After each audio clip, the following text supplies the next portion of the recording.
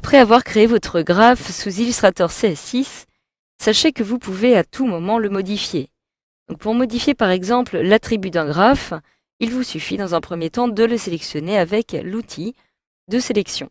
Une fois que cela est fait, vous pouvez retrouver les attributs d'un graphe, donc par exemple en réalisant un double-clic sur l'outil graphe comme ceci, afin d'afficher la petite fenêtre, ou alors en les retrouvant tout simplement depuis le menu Objet, Graphe et Attributs.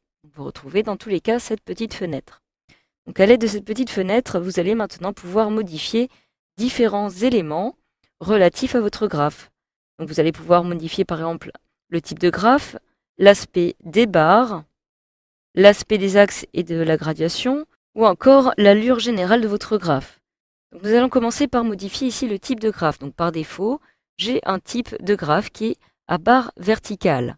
Donc à partir des différentes données que j'ai déjà saisies dans mon graphe, je vais pouvoir choisir un autre graphe qui pourrait correspondre, comme par exemple celui des graphes à barre horizontale. Je vais donc cliquer dessus pour le sélectionner et le modifier.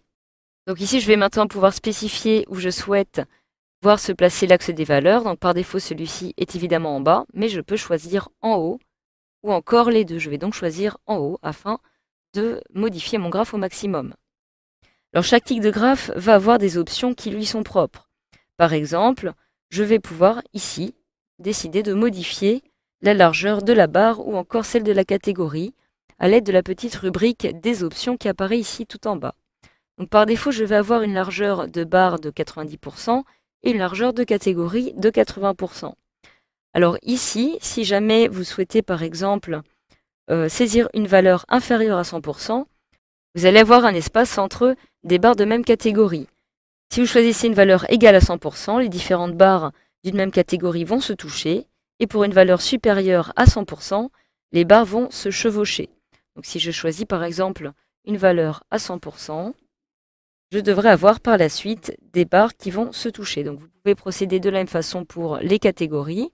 Et si jamais je choisis une largeur supérieure à 100%, je vais pouvoir modifier l'ordre de superposition en sélectionnant ici première colonne au premier plan ou première rangée au premier plan. Donc pour la catégorie, je vais conserver 80%. Donc actuellement, je me trouve avec les options relatives au graphe à barres, mais si je souhaite par exemple sélectionner les graphes linéaires, je vais avoir d'autres options qui vont me permettre de choisir si je souhaite marquer les points, les relier, répartir en largeur ou épaissir les courbes. Donc je retourne ici à ce type de graphe. Et à part les graphes sectoriels ou radars, la plupart vont posséder des axes dont vous allez pouvoir modifier par la suite plusieurs options, telles que l'emplacement, l'échelle ou encore la graduation.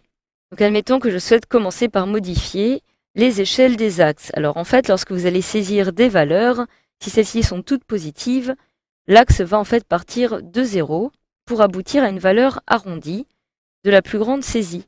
Alors si l'échelle que vous avez adoptée ne vous convient pas, vous pouvez à tout moment la modifier. Je vais donc me rendre ici, dans l'axe des valeurs par exemple. Si je souhaite modifier ici les différentes valeurs, je vais devoir cocher cette petite case de façon à ce que celle-ci n'apparaisse plus grisée. Donc pour les valeurs de graduation, je peux saisir une valeur minimale, une valeur maximale et le nombre de divisions. Je vais donc la modifier en saisissant ici comme valeur minimale 20. En valeur maximale, je vais choisir 80. Et en nombre de subdivisions, je vais choisir 6. Donc une fois que cela est fait, je peux maintenant spécifier la taille du trait de graduation. Donc par défaut, automatiquement, vous allez avoir une longueur de graduation qui vont être courtes. Vous pouvez choisir à ce qu'il n'y ait aucune graduation en cliquant sur 100, ou alors à ce que celle-ci soit un petit peu plus longue en cliquant sur longue. De la même façon, vous pouvez ici choisir de tracer un certain nombre de graduations par division. Donc je vais par exemple décider d'en tracer une, de façon à ce qu'il n'y en ait pas trop non plus. En dessous, vous retrouvez maintenant les libellés. Donc les libellés vont en fait vous permettre de placer un ou plusieurs caractères à côté de vos valeurs, avant ou après ces dernières. Donc il peut s'agir par exemple de caractères tels que des pourcentages ou encore des 3 zéros du 1000, etc., etc. Vous pouvez les placer devant ou derrière vos valeurs. Je vais choisir de les placer après, donc je vais me rendre dans suffixe et je vais choisir ici pourcentage. Donc vous pouvez procéder de la même façon pour l'axe des catégories, en précisant ici une longueur de trait, courte, longue ou à ce qu'il n'y en ait pas, avec ici le nombre de gradations par division. Donc enfin, des dernières options que vous pouvez modifier vont se trouver dans les options du graphe ici. Vous allez pouvoir ici choisir par exemple d'appliquer une ombre portée à votre graphe. Donc cela va être le cas pour les graphes à barres ou à secteurs. Je vais choisir d'appliquer une petite ombre et si vous souhaitez modifier la légende afin de la placer en haut, vous pouvez la sélectionner ici. Je clique alors sur OK pour valider le tout. Et automatiquement, comme vous pouvez le voir, je viens de modifier les données de mon graphe. J'ai donc ici les valeurs des séries avec l'ombre portée que j'ai décidé d'appliquer. En dessous, je vais pouvoir retrouver à côté de chaque valeur les pourcentages qui apparaissent ici. De la même façon, mon type de graphe a été modifié en graphe à barre horizontale. Donc voilà, grâce à cette formation, vous savez maintenant désormais comment modifier tous les attributs de votre graphe sous Illustrator CS6.